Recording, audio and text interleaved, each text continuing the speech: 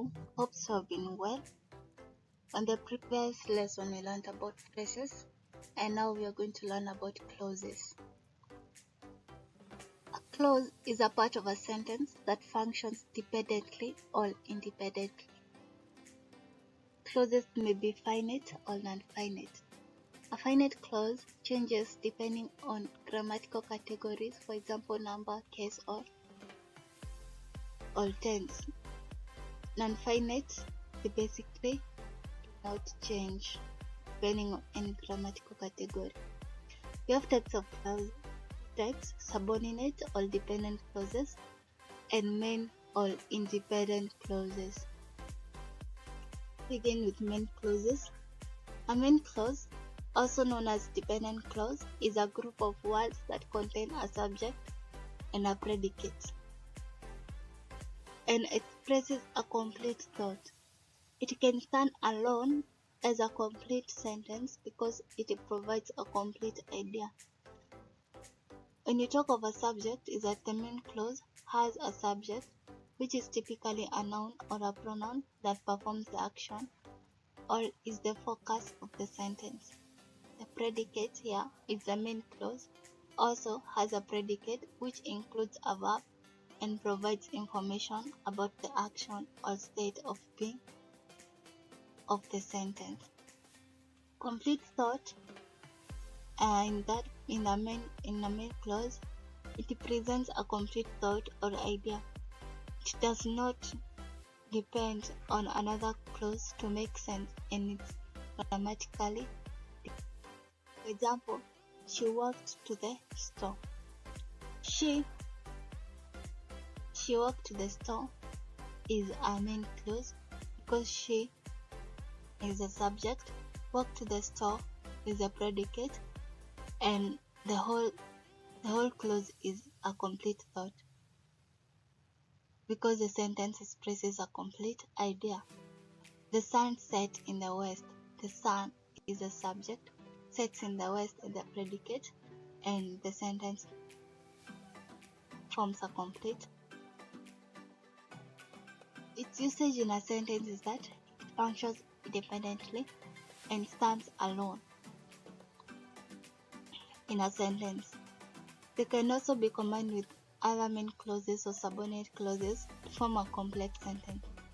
Something you should note is that subordinate clauses, also known as dependent clauses, cannot stand alone as complete sentence because they do not express a complete thought and rely on the main clause for context of meaning.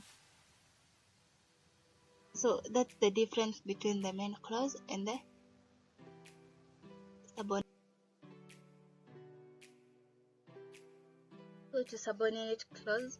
A subordinate clause, also known as the dependent clause, is a group of words that contains a subject and a predicate but cannot stand alone as a complete sentence. Instead, it relies on a main clause to give its meaning and context. Subordinate clauses are often introduced by subordinate conjunctions or relative pronouns which connect them to the main clause. Here are some features of subordinate clauses. We have subject, predicate, incomplete thought, and subordinating element. The subject of a subordinate clause is that, like a main clause, a subordinate clause has a subject, which is typically a noun or a pronoun. It also has a predicate containing a verb and providing information about the subject. Unlike a main clause, a subordinate clause does not express a complete thought on its own. It leaves the reader or the listener expecting for more information. A subordinate clause are often introduced by subordinate conjunctions like or, because, or relative pronoun, which that. For example, because she was tired. Because she was tired. This is a subordinate clause. The main clause here in that sentence is because she was tired, she took a nap. She took a nap in the main clause. The main clause provides a complete thought, as you can see. Took a nap and But you can say because she was tired, and it makes sense. That can't make sense, and therefore it becomes the subordinate clause. The book that he borrowed from the library is tomorrow. That he borrowed from the library is due tomorrow. It's subordinate clause.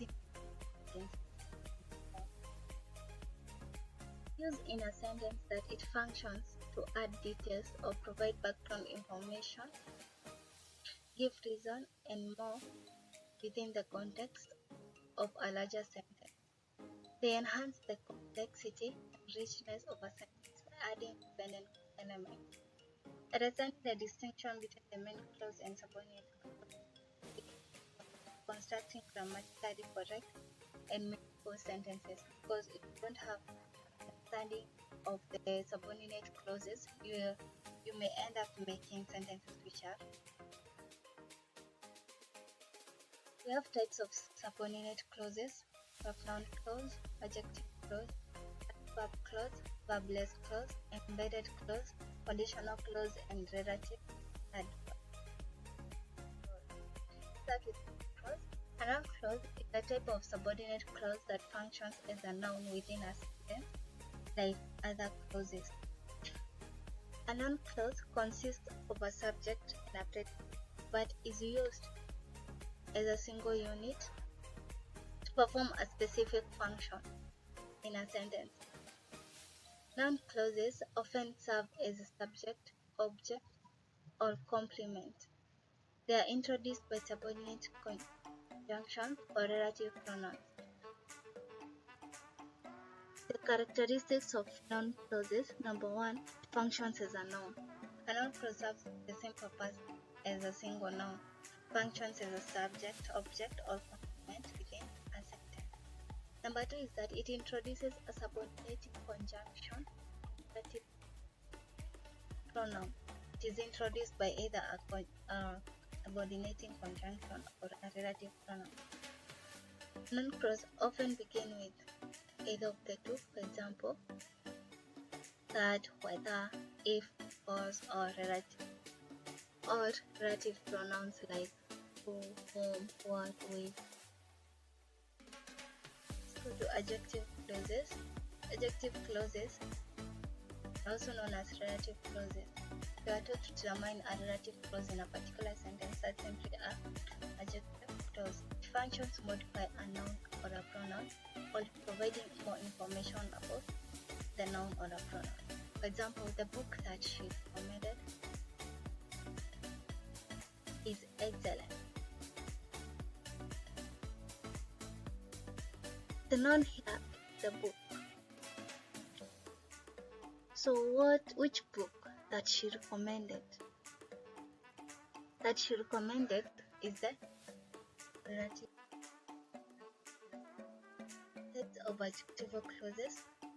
They are restrictive or non-restrictive. It can be either restrictive or non-restrictive. Restrictive do not change the meaning of a sentence and do not require punctuation, meaning not affect the meaning of that particular sentence. However, non-restrictive requires punctuations and are separated by commas. For example, my sister who is in America is a nurse. The sentence doesn't have commas or any punctuation. Who is in America is an adjective clause. My sister who is in America is a nurse. It means I have a sister who is in America and she is a nurse. The next one, non-restrictive, my sister, comma, who is in America, comma, is a nurse. It means that I have many sisters, but the one who is in America is one who is a nurse, meaning that it changes the meaning. It can have many meanings in that particular sentence. That's non-restrictive. Adverb clauses functions to modify a verb, adjective, or adverb. It provides more information about time, place, manner, and condition. For example, he left early because he had an appointment.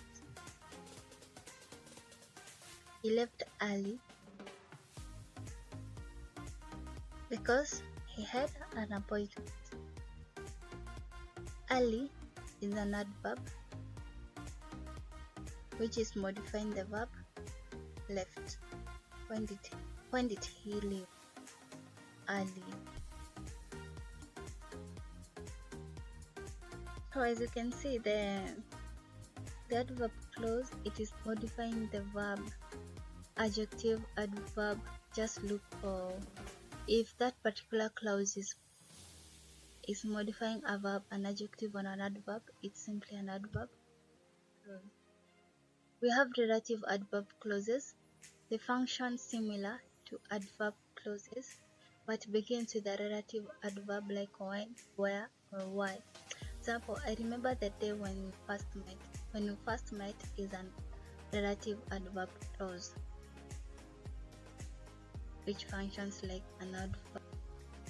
We have conditional clauses, functions to express condition and its results. For example, if it rains is a conditional clause. We'll stay indoors. It is expressing a condition. We'll stay indoors only if it rains. Verbless clauses are clauses that do not have verbs. Before we said a clause have a noun and a verb, but verbless clauses do not have a verb. It is a fragment that carries meaning. For example, happy birthday. Happy birthday is a verbless clause that has a meaning.